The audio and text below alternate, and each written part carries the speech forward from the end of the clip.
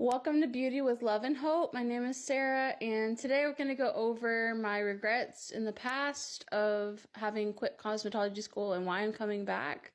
And we're going to go ahead and go over as well what I'm planning to do a little bit differently this time and what my plan is for the future. The first regret I have is allowing drama to get in my way because it was stressful. I had a girl get mad at me because I gave her gas money. She was giving me rides, and she got really mad because I told her I couldn't pay for rides I didn't use. And she wanted to get mad at me because I paid for what I actually used on her gas tank, which was like $5 worth. It's not even a long drive. And yeah, so there's that. This time around, I'm thinking I'm just going to be peaceable. I'm a lot more mature than I was then. I'm not perfect, but I'm going to try to be as peaceable with people as I can be. And just have boundaries in place so people don't invade my space, because a lot of that goes on in the cosmetology classroom. So yeah, and just kind of let there be room for everybody just to exist in at least in my, social circles. Like, I just want to give room for everybody to just be and just kind of relax whenever we're on the floor, because when you're on the floor, there's a lot of pressure to get all your services done and everything. So yeah, and I'm just going to be focusing on my goals, because focusing on my goals will allow me to have my ambition and be able to move forward with what my goals are.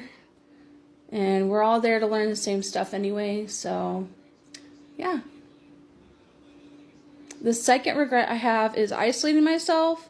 So while I want to put boundaries for how I treat people and things like that and how they treat me, I also want to be social at the same time. So yes, it sounds conflicting, but it's not, because I am able to be social. It's allowable. So it's okay to have friends, as long as you don't get your feelings tied up in all the drama and all that stuff. So just being able to spend time with other girls in the floor and things like that during lunch, just spend time and talk and be human. So yeah.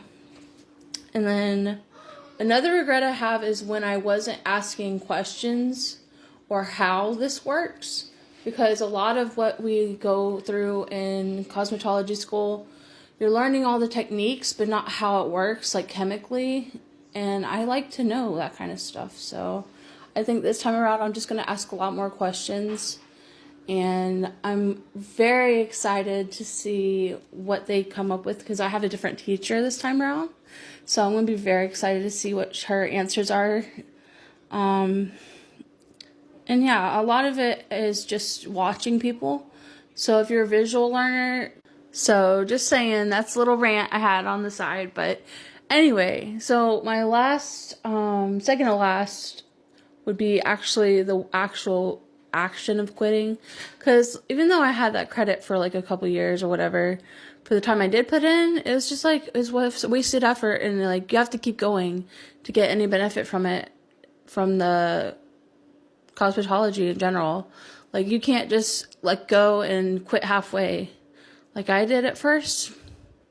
And I really regret doing that, because it was a lot of effort that I put forward in the bookwork and all that stuff that I don't have anymore. So just find a way, be able to figure out your workarounds and when it comes to obstacles and things like that. And I just have to be my biggest cheerleader this time around. Not to say that there won't be any drama. I know there'll be drama probably in the class somewhere. I'm going to try not to be in the middle of it, but in every class there's some sort of drama, whether it happens or not, no matter what field you're in. There's always something going on. And so if you're a visual learner, you're going to do a lot better compared to people that just learn by hearing, because that doesn't always do the job. You have to visually see. I don't know. I'm just one of those people that have to learn that way. And so when I did cosmetology the first time around, I had like all my book work done within, I want to say about 4 months. And that's like for the whole year. So I was like really pushing the book work, but I got it all done so I could work on focus on my services for a while I was still in school. And that's like the biggest thing is getting your services done. Because I think in Florida it's like 1,200 hours total and then 900 for the service hours. That's a lot of hours to put in. So just make sure you're taking that time to be able to do that. The biggest thing that's going to motivate me is my family. But not only that, the success I'm going to have that I'm claiming that I'm going to have. Because even though I'm more of a quiet type, despite what I've been like talking about this whole time. I'm more of a quiet person, so if I go ahead and take the time to kind of reflect when I'm having those quiet moments, I think I'll be able to find the motivation. So yeah, just thinking about not only provision for my family or any benefits I may have or may not have. Like, I can't let that stop me if I don't get a 401k or whatever. Like, I have to do it because I love the job and because I enjoy working with people and I want to help people. That's like the biggest factor in this. I want to be able to volunteer some hours, maybe like a local homeless shelter near me. Because I want to be able to help the people there. And plus, they do need that. That is a need that they have. Basic hygiene and things like that. So I just want to be able to help people with my skills that I'm going to learn and be able to share Jesus with other people. So I'm just going to have to be my biggest cheerleader going forward and just motivate myself instead of limiting myself, because I tend to limit myself all the time. So yeah, because I get scared of the fear of failure, and that is not going to help. Because you're going to mess up somebody's hair or somebody's whatever, makeup, nails. It's going to happen because it's inevitable. It's part of learning. And you just have to push through and be able to do it. As of right now, my goals going forward are to obtain my license and then be able to work at a chain salon.